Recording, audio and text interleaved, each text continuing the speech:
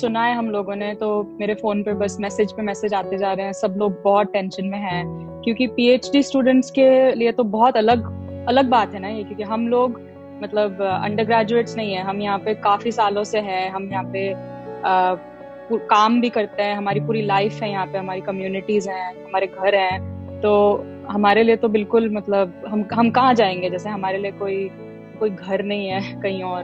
Pandemic चल रहा है, इसकी वजह से हमें रिसोर्सेज को एक्सेस नहीं है, कम्युनिकेशन बहुत स्लो है प्रोफेसर्स के साथ।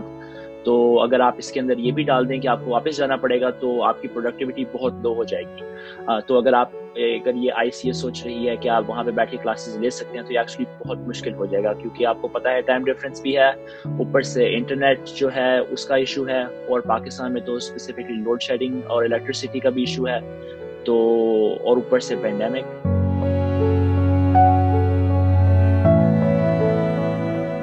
यूएस काउंसलर अभी तक बंद है, तो यूएस काउंसलर बंद होने की वजह से पाकिस्तानी को अगर रीअप्लाई करना भी पड़े, हमें कोई आइडिया नहीं है कि हमें वापस मिलेगा कब तक। तो अगर अगली गर्मियों में हमें इंटर्नशिप्स या नौकरियां ढूंढनी हो, तो हमें वीज़ा कैंसिल होने की वजह से मज़ीद मुश्किलात होंगी।